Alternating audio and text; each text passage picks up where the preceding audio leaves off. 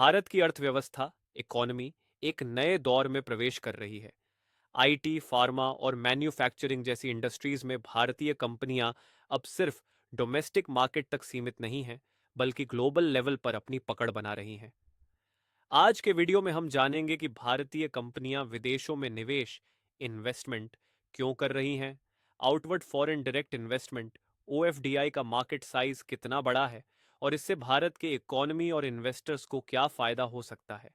Video के अंत तक जरूर बने रहे, क्योंकि हम ये भी जानेंगे कि कौन कौन से सेक्टर्स इस ट्रेंड को लीड कर रहे हैं और टॉप इकोनॉमिस्ट्स और एनालिस्ट्स का इस पर क्या कहना है।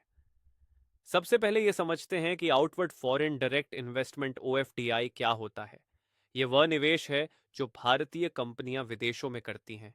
ये इक्विटी, लोन्स या गारंटीज के रूप में हो सकता है। लेकिन भारतीय कंपनियां भारत से बाहर क्यों निवेश कर रही हैं?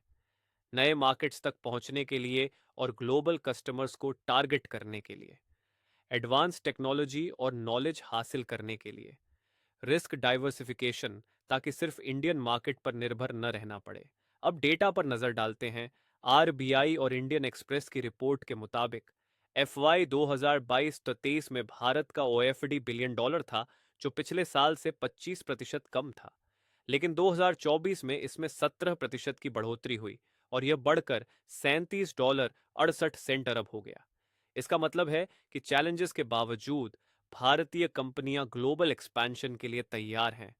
ओएफडीआई सिर्फ किसी फॉरेन कंपनी को खरीदने तक सीमित नहीं है। ये तीन प्रमुख तरीकों से किया जाता है। वन, इक्विटी इन्वेस्टमेंट्स, जब कोई इंडियन कंपनी किसी फॉरेन कंपनी के शेयर्स खरीदती है और उस पर कंट्रोल प्राप्त करती है। दो, लोन्स, भारतीय कंपनियां अपनी फॉरेन सब्सिडियरीज को फाइनेंशियल सपोर्ट देती हैं। 2024 में लोन्स के रूप में ओएफडीआई बढ़कर 8 अरब 7 करोड़ डॉलर हो गया, जो 2023 में $4.70 अरब था। एक, इंफॉर्मेशन टेक्नोलॉजी एंड सर्विसेज, देश, यूएसए, यूके, यूरोप। क्यों? भारतीय आईटी कंपनियां TCS, Infosys, Wipro global software services, AI और क्लाउड कंप्यूटिंग में निवेश कर रही हैं। दो, फार्मास्यूटिकल्स एंड हेल्थ केयर, देश, यूएसए, जर्मनी, ब्राजील। क्यों? भारतीय फार्मा कंपनियां सुन फार्मा, टॉ, रेडीज इंटरनेशनल ब्रांड्स और आर&डी फैसिलिटीज एक्वायर कर रही हैं।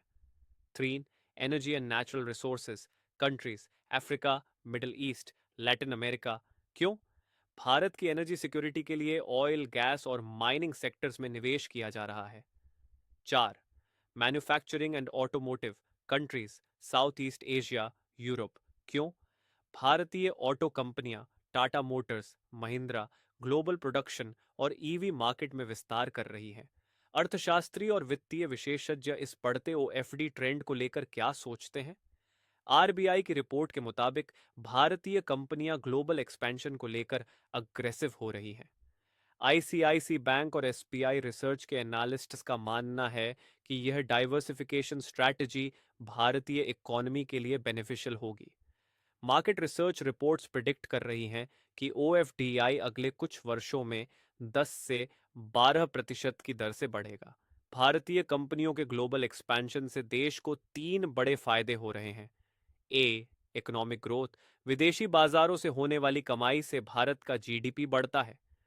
दो, एम्प्लॉयमेंट एंड स्किल डेवलपमेंट, भारतीय कर्मचारियों को ग्लोबल एक्सपोजर मिलता है। तीन, इंडिया की ग्लोबल इमेज मजबूत होती है। जब भारतीय कंपनियां विदेशों में इन्वेस्ट करती हैं तो भारत की इकोनॉमिक पावर और क्रेडिबिलिटी बढ़ती है। आने वाले वर्षों में ओएफडीआई को बढ़ावा देने वाले तीन की फैक्टर्स होंगे। गवर्नमेंट पॉलिसीज, भारत सरकार निवेश नियमों को आसान बना रही है। इमर्जिंग ग्लोबल मार्केट्स, भारत की एआई, स्पेस टेक और रिन्यूएबल एनर्जी इंडस्ट्रीज बढ़ रही हैं। इन्वेस्टमेंट अपॉर्चुनिटीज, भारतीय इन्वेस्टर्स को नए ग्लोबल सेक्टर्स में ग्रोथ अपॉर्चुनिटीज मिलेंगी। क्या भारत की ओएफडीआई स्ट्रैटेजी उसे ग्लोबल इकोनॉमिक पावर बना सकती है?